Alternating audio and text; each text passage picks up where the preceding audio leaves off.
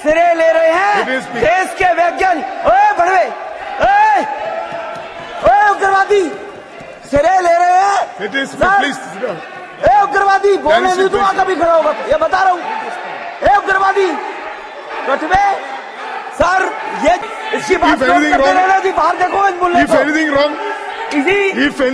अभी रोड पर दोस्तों लीगल एंड लीगल में एक बार फिर से आपका स्वागत है। रमेश चंद्र बिधूड़ी, आप में से अगर किसी ने नाम नहीं सुना था तो आज सुन लिया है, बहुत बार सुन लिया है, अच्छी तरह से सुन लिया है। आप में से जो लोग नहीं जानते थे वो भी आज जान गए हैं। भारतीय जनता पार्टी के सांसद हैं और देश की जो एक पहचान है, जो कि उसकी अस्मिता है, जो उसकी सभ्यता है, संस्कृति है, उसमें पलीता लगाने वालों में आज के दिन में उनका नाम सबसे ऊपर लिखा गया है। रमेश चंद्र बिधूड़ी भारतीय जनता पार्टी के सांसद हैं, इतना तो हमें भी जानकारी थी। आज जब उनका बयान सबके सामने आया तो हमने भी सोचा कि क्यों ना इनकी कुंडली खंगाली जाए, देखा जाए कि इनका प्रोफाइल क्या है। इस उम्मीद के साथ देखा था कि निश्चित रूप से ये अनपढ़ किस्म के व्यक्ति होंगे, कहीं छोटी मोटी मजदूरी करके यहाँ राजनीति में आगे आए होंगे। लेकिन जब पढ़ना शुरू किया तो पढ़ा कि इनकी प्राइमरी एजुकेशन GBSS स्कूल कालका 2 में हुई। लगा प्राइमरी एजुकेशन लिए हुए हैं। आगे पढ़ा तो चौंके कि तो BCom भी हैं, DU से, दिल्ली यूनिवर्सिटी से BCom। और पढ़ा तो और भी ज़्यादा हैरान करने वाली बात हुई कि तो LLB भी हैं। जब देश के पढ़े लिखे लोगों की यह हालत होगी, वेल एजुकेटेड और LLB हैं तो विद्वान, और हैरत की बात दिल्ली हाई कोर्ट में वकालत भी करते हैं, ऐसा भी लिखा हुआ है विकीपीडिया पर हमने इनके बारे में पढ़ा तो वहाँ लिखा हुआ है कि दिल्ली हाई कोर्ट में प्रैक्टिस भी करते हैं। ऐसे ऐसे लोग वकील हैं। क्या ये वकालत करते होंगे और क्या ये सांसदी चलाते हैं? जिस तरह से सांसदी कर रहे हैं तो आज पूरे देश ने देख लिया। 2 बार विधायक रह चुके हैं, 2 बार ये सांसद बनकर आए। अभी हाल ही में G20 समिट हुआ, उसका मोटो ही था हमारा वासुदेव कुटुंब। और वासुदेव कुटुंब अक्सर कहा जाता है जब भी भारत का जिक्र आता है, ये वासुदेव कुटुंब है जहां हम पूरी दुनिया को एक परिवार मानते हैं। लेकिन जो अपने देश के लोग हैं उन्हीं को आतंकवादी बता रहे हैं, कटवा बता रहे हैं, उग्रवादी बता रहे हैं। और उनकी भाषा को सुनिए, भाषा को सुनकर तो ऐसा लग रहा है कि जैसे वो पार्लियामेंट में कोई सांसद नहीं बोल रहा, बल्कि किसी स्कूल में छोटी क्लास में 4वीं 5वीं का बच्चा बोल रहा है तो बाहर देखता हूँ।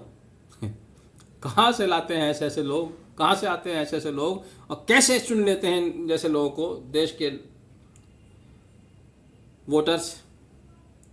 पता नहीं कहाँ इनका लालन पालन हुआ, किन लोगों में रहे इस तरह के लोग। रमेश चंद्र बिधूड़ी जो कह रहे हैं वो सरकार कह रही है, क्योंकि वो सरकार के सांसद हैं, वो सरकार का प्रतिनिधित्व कर रहे हैं। अब सरकार से ये मांग की जाए कि साहब इनके खिलाफ एक्शन लें या उम्मीद की जाए तो उसकी गुंजाइश तो बची नहीं, क्योंकि अगर सरकार को कोई एक्शन लेना होता तो अब तक एक्शन ले चुकी होती। लेकिन रमेश चंद्र बिधूड़ी जो बात कह रहे हैं उसका इम्पैक्ट बहुत गहरा होता है सोसाइटी के ऊपर। कोई भी सांसद कहे, जिनके ये हीरो होते हैं, हर सांसद अपने लोगों का हीरो होता है, पूरे देश में इसका मैसेज जाता है।